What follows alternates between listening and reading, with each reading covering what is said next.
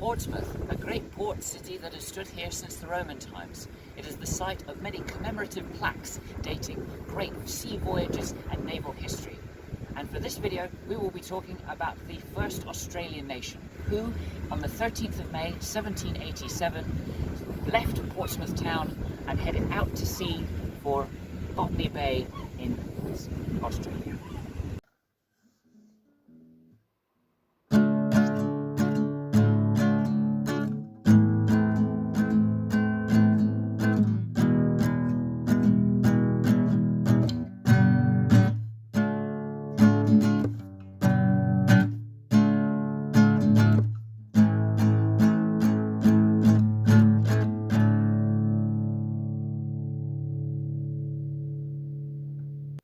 Good morning, good evening, and good afternoon to you all, from those down the road to the folks around the world.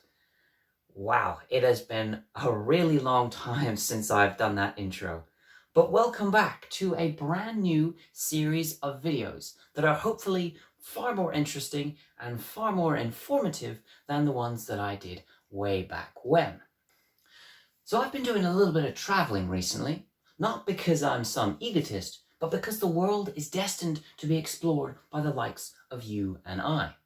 And I thought to myself, why not create a series of videos giving a little bit of context around these great destinations? So for this series, I'm going to be talking about the nation of Australia. And for this inaugural video, as you probably just saw about a minute or so ago, I'm going to be talking about the first fleet of Australia, which set sail from Portsmouth in England in May of 1787. So, let us begin. Commodore Phillips mastered 11 ships, 6 of which held nearly 800 convicts. He captained the flagship HMS Sirius and was accompanied by the HMS Supply. Convicts were transported by Alexander, Charlotte, the Lady Penrhyn, Prince of Wales, in Friendship and via Scarborough. Of course, a new colony needs supplies, especially for the long journey ahead. 3 ships carried 2 years' worth of supply: the Barrowdale, Fishburn, and the Golden Grove. Now, looking at the route of the First Fleet, I have a crudely drawn map of the world, which makes the Americas look absolutely spectacular and Europe like it was drawn by a child. Now, the First Fleet, it set sail from Portsmouth on the 13th of May 1787. Its first stop on the 3rd of June 1787 was the island of Tenerife, which is now a popular destination, but for the 1,500 plus crew and convict complement was a place where more food and fresh water was to be taken on board. They stayed on the island for roughly a week, and the ships made use of the southerly winds and arrived at Rio de Janeiro on the August the 5th. This recognisable port city was once owned in 1787 by the Portuguese Empire, and actually they used Rio as their imperial capital until 1822. Britain and Portugal had a close relationship, and in fact many naval officers like Commodore Phillips had actually served time in the Portuguese Navy. Now, the First Fleet made use of the port, staying there for about a month, making repairs, settled any outstanding issues, burning some of the clothes that might have been infested with lice and other insects, and just generally taking on more supplies for the further journey ahead. Onwards from Rio, on the 4th of September, they travelled across the Atlantic to the port of Cape Town, which was a Dutch East India Company settlement. The Dutch were another British ally, and Cape Town was actually a stopgap for many naval vessels, European or otherwise, for those travelling further on to the Far East, sort of the Indochina region, India, and other such Southeast Asian regions. But the First Fleet decided that it wasn't going to obviously go in this general direction. It was going to make use of this line right here. This is the 40-degree parallel line, the southern 40-degree parallel line. These are often known as the Roaring Forties. They're known because of the strong winds that incur in that line, and so the fleet was actually able to travel a great distance in such a shorter period of time. They would arrive in Cape Town on the 13th of October 1787 and depart a month later on the 12th of November. As was the plan by the British Home Office and Commodore Phillips, it was decided that Commodore Phillips would run ahead of the rest of the fleet in the leaner and faster HMS Supply. They would travel around what is known as Van Diemen's Land, modern-day Tasmania, and sail up the coast towards Botany Bay.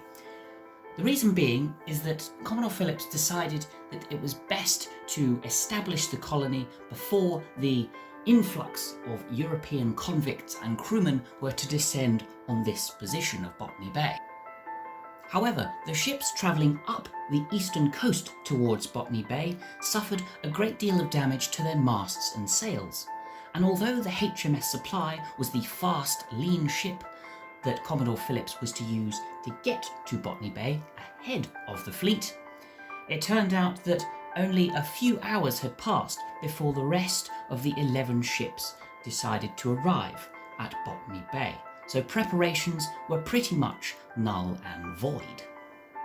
Setting foot on the sandy soils of Botany Bay, Commodore Phillips must have reflected immediately on the words of Captain James Cook and the botanist Joseph Banks, both of whom had made initial explorations of the Botany Bay region in 1770.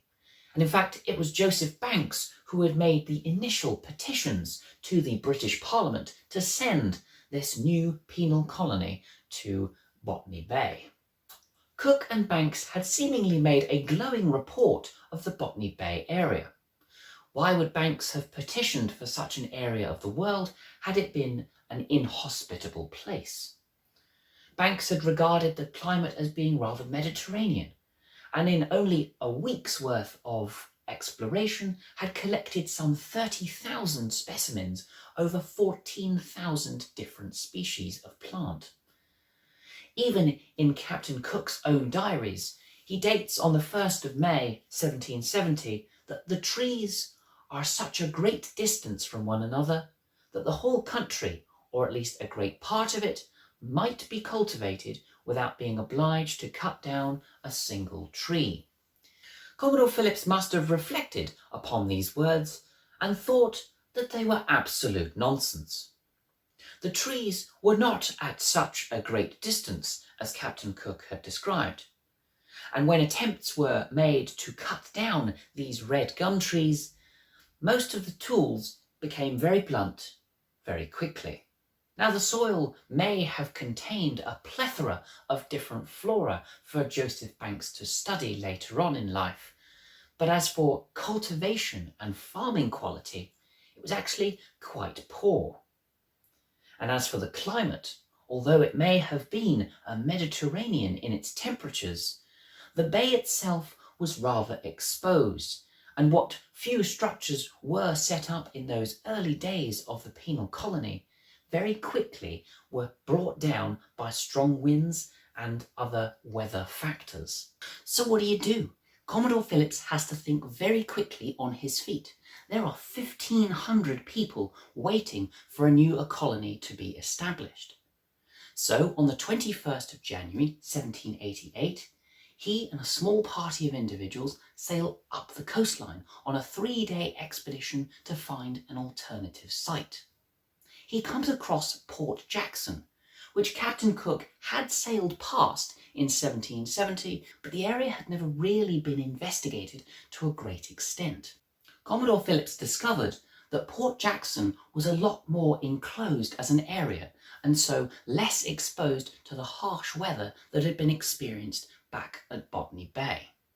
He also recognised that the port itself was easily navigable even for the largest of the 11 ships, and docking would be much easier than had been experienced at Botany Bay. Commodore Phillips returned to the 11-ship fleet on the 24th of January, packed up all of the items, and immediately set sail for Port Jackson. They would arrive on the 26th of January 1788. The colony was then immediately established and named Sydney, after Lord Sydney, the British Home Secretary at the time. From today's perspective, as you can see, and as you probably already well know, Sydney has become a dominating metropolis, a tourist attraction for the masses, and the most recognisable city on the Australian continent. These images were taken on the ferry leading up to an area known as the Rocks. The Rocks is an important part of the Sydney's history because this in fact was the area where the initial colony was set up in 1788 and from which the wider city, which now spans a 70-kilometre area, has now expanded from. When one travels to Sydney, people often take in the sights like the Sydney Harbour Bridge and the Sydney Opera House, two of the three major attractions on the Australian continent. But these two landmarks, whilst being constructed many, many years after the establishment of the British colony, they bookmark the Rocks ferry terminal from which we are entering in these images, and from which, as I have mentioned, was the main site of the British colony established in 1788. And that about concludes this week's video on the First Fleet and the establishment of the Botany Bay colony in 1788. Join me next week as I talk more about the further chapters of that initial colony, from the famines to the first meetings to shipwrecks to the general strife that was led by Commodore Phillips and the struggle that was the colony itself.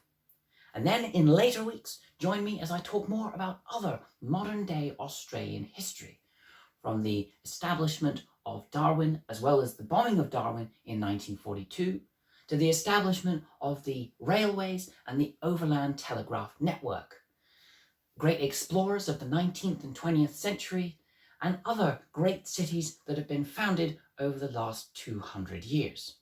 But for now, enjoy your day, and I hope to see you next week. See you later.